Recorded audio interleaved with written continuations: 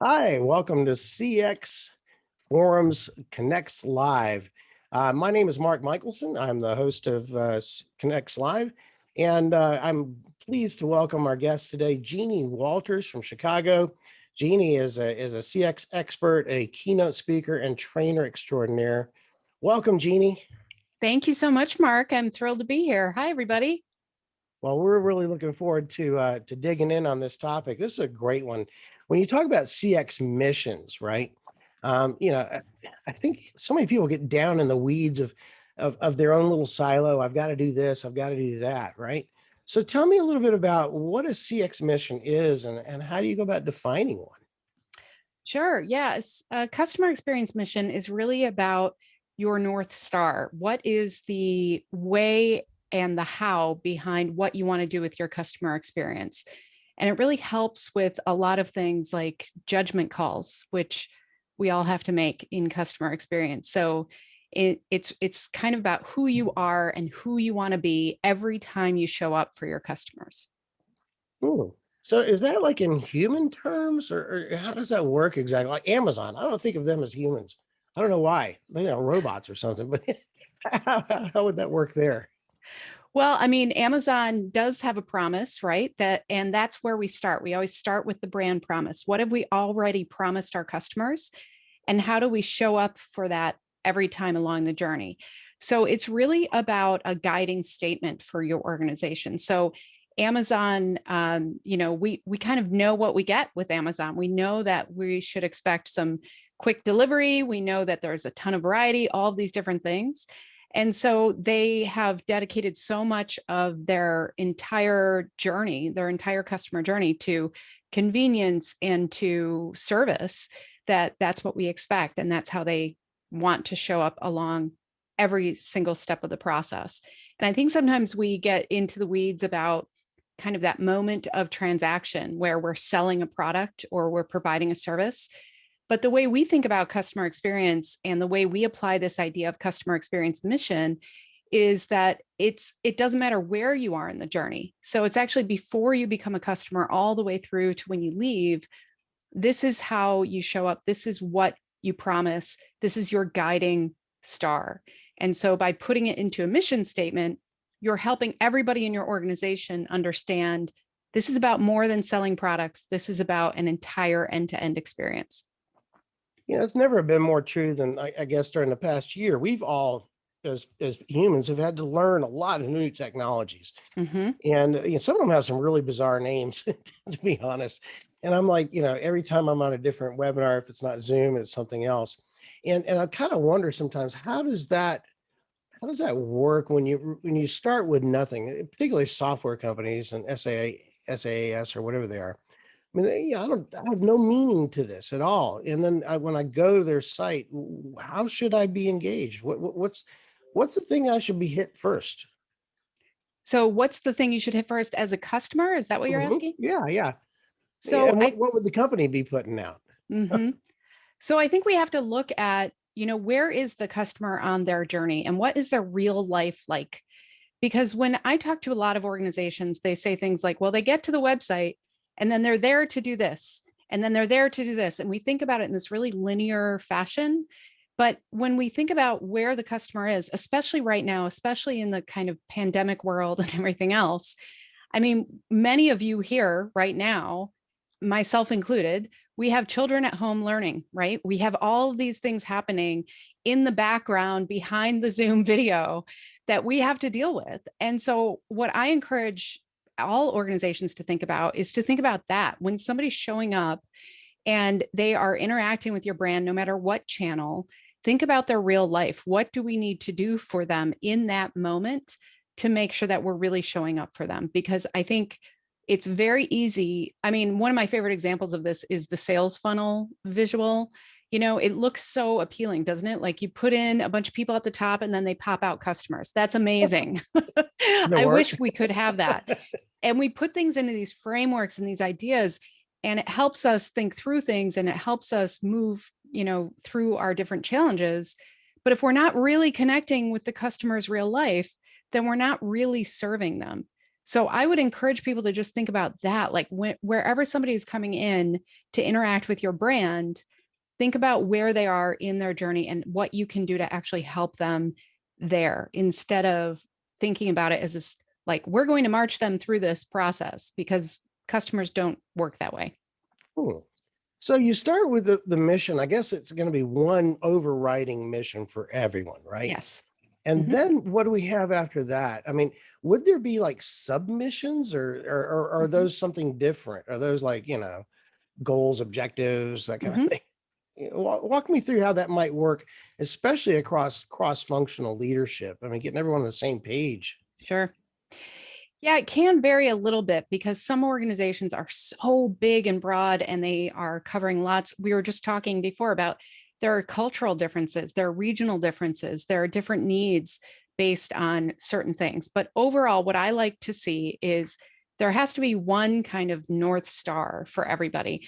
And when you look at some great examples of this, there are certain organizations that have corporate missions that pretty much are customer experience missions, but that's not always the case, which is why we have a whole workbook to help you go through and define what your customer experience mission is. And the first step is gathering up what do you already define for your vision, your values, your mission, your brand promise, all of those things. So you have to kind of start there. But there are certain situations where, like, one of my favorites is Ritz-Carlton, because they don't talk at all about properties or really nice service within the properties. They talk about supporting customers on their life's journeys. And I think that's such a great example of what we're trying to do here. It's not about the products or the services. It's about what our customers do with them. What are we really trying to provide for them, and how can we show up? And so if you look at a mission like that, you can apply that no matter where you are. That is what is guiding them. But if you have, I mean, I work with a lot of B2B organizations, and those can be very complex and have very different needs from one place to another. So sometimes what we do is we kind of provide that overarching mission. And then we do have certain missions for, EMEA and North America, or for this product line versus this business unit, or however they're separated out. So you can do that. But then the next step in this is something we call a customer experience success statement, because the challenge, one of the many challenges with customer experience, is we love to talk about it. People love to talk about it, but they don't always put that into action. Leaders get up on stages in town halls and say, "We are now customer first, everybody. Way to go." And then they say, "See that guy over there who used to be in marketing or operations? We just told him he's in charge of customer experience with very little other information." So Godspeed to him. And we don't define it as a real business strategy that requires the business discipline and the rigor and the governance and everything else to support it. So the idea behind a CX success statement is looking at your organizational goals, your leadership goals, and then defining your CX goals in the context of everything else, because that should drive the tactics. Often we see with customer experience, people start with tactics, and then a year later they say, "Well, I guess that didn't work, because how do we know if it worked?" They've never defined success. So having that mission is the foundation for everything. Then moving into the success statement is a way to define your CX goals in the context of who you are as an organization and your specific goals at the time. Because if CX succeeds, the organization should succeed. But we just don't spend a lot of time defining success, and we need to start doing that. It kind of reminds me, a lot of work I did a long time ago was in automotive dealerships.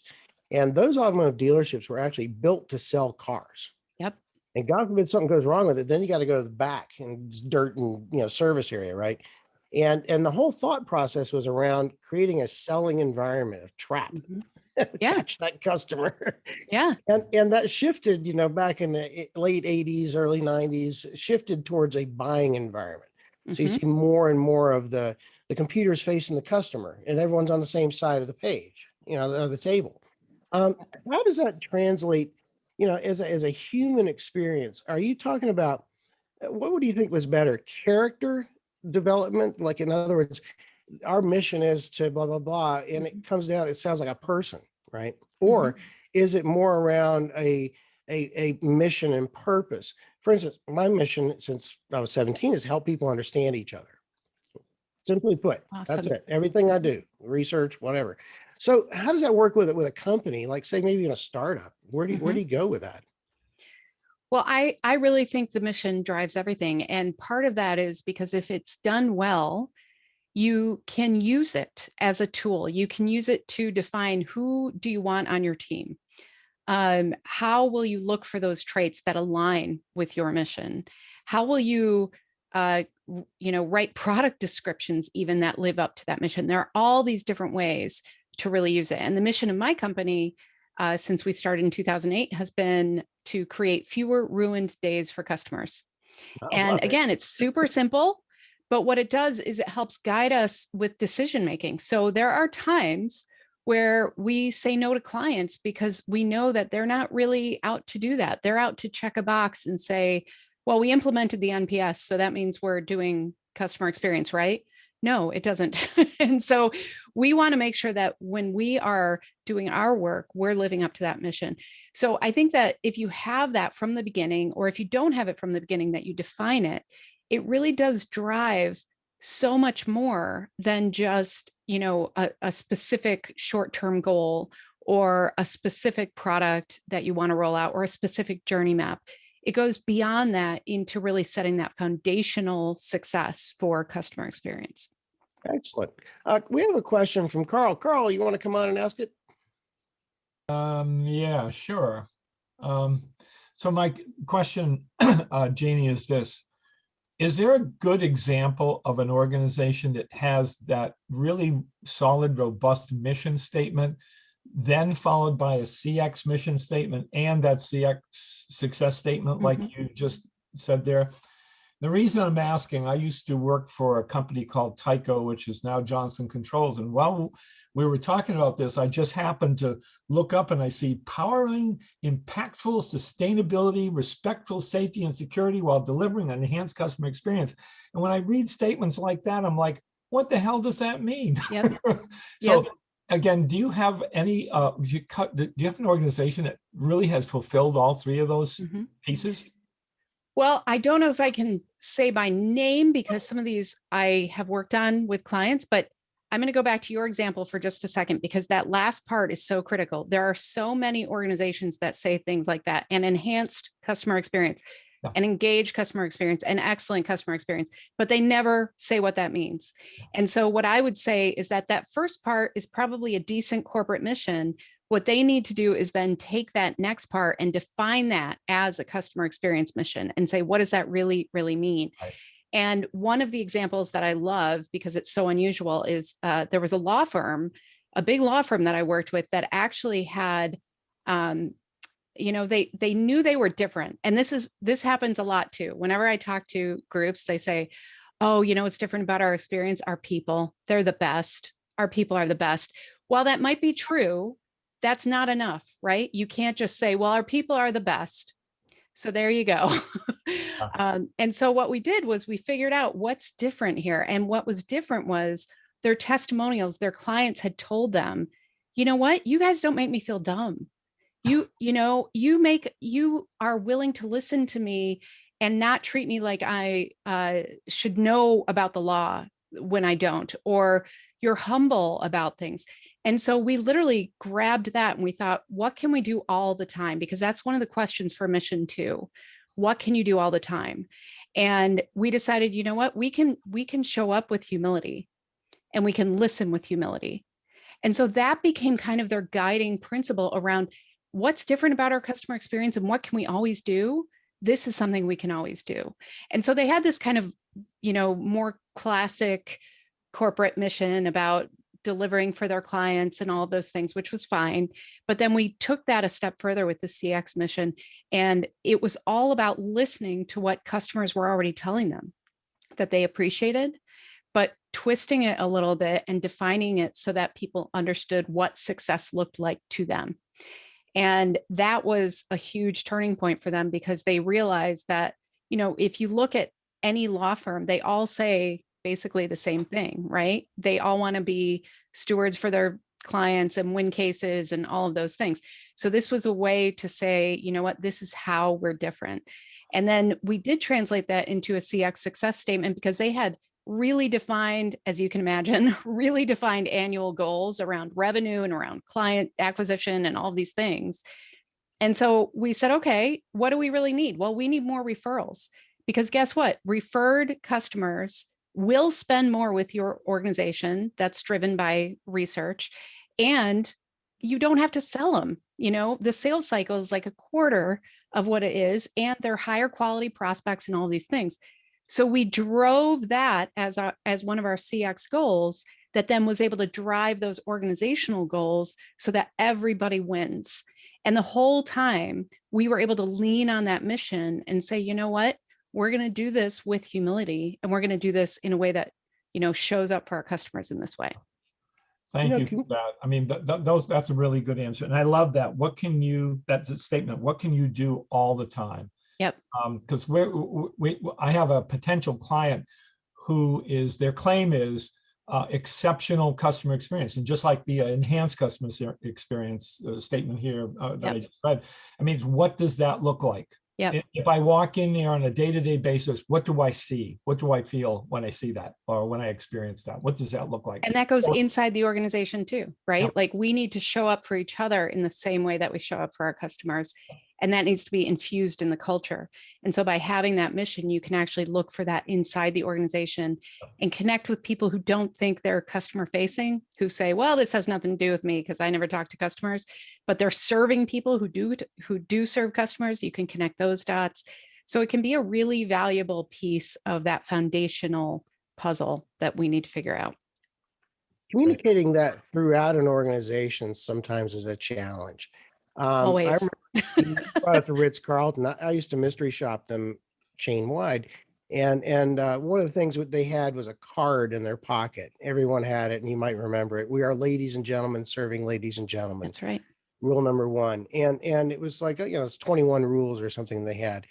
How do you find now in today's world with electronics and all this, how do you get the word out, and how do they really embrace it as well? Yeah, that's a great example. And they call that, I think, their service motto, which I love too. I really like using this as a tool and something that you actively use. So what I mean by that is, you know, a lot of times we talk about mission statements, all of these things, and we literally etch them into the walls in certain headquarters, right? And then we walk by them every day and we never talk about it, and it's just there and it becomes dusty and we just don't think about it. And so the power of using this means that, you know what, start every staff meeting with a story about it. How do we live our mission? How did we show up? Here's a great customer story about how so-and-so helped us live this mission. And reflecting that in real world ways can help people internalize it and realize that it's rewarded and recognized. So that's one way I love to use it. The other way is infusing it into those communications that we have with both our internal people and our customers. So the mission of my company that I just shared with you, I share it in every speech I give. I bring it up in the proposal stage of working with clients because I want them to know that we're serious about this. This is something we talk about, we live and breathe, we make decisions based on that. And so I think using it in those ways can be really powerful. I like to see it in job descriptions and job postings. You know what? Help us live our mission. This is our mission, because then you're going to attract the right types of people who that resonates with. I like to see it in evaluations of both, you know, client work as well as internal employee evaluations. So it should be something that is just part of the culture to the point where everybody understands these are our expectations and this is how I can live up to them. So I like to use it as a really active part of the culture. And that blog you talked about earlier that was just released, you know, we talk about 12 ways to talk about customer experience inside the organization because we don't talk about it enough. People need to hear things, you know, we used to say the rule of 7 back in the day of people need to hear things 7 times. Now they're saying it takes 17. It takes 17 times for people to really internalize something. So we need to constantly put this in front of our employees so they know it's not just a poster, it's not just a phrase that somebody came up with and they're going to move on to the next thing next month. This has to be part of your organization from the inside out. You know, and on your 12 tips, just the first two, start with the why, Mm-hmm. and Yep. then explain success. Number two, There you go. right up top. So it's, you know, the reason for existence, you might say. Yeah. You know, this has been fascinating. I have to tell you, it's interesting too, because next week, it wasn't by design or anything, but next week we're going to be talking about the best place to start when beginning a hiring process. And it comes down to hiring smart to fit the culture that you have created. You know, That's exactly right. You know, Chick-fil-A, for instance, does a great job of that. And this fella does a lot of work with them Mhm. around that whole hiring process. So, hey, I don't, do we have any more questions from anyone in the audience here? Do we have any more thoughts? There was an interesting point Linda brought up. She says she's trying to define, you know, this kind of mission statement for the federal government, you know, international development. Have you had any insights for people working for, you know, the government on this kind of stuff? Well, my advice would be keep it simple and plain language because you're probably fighting some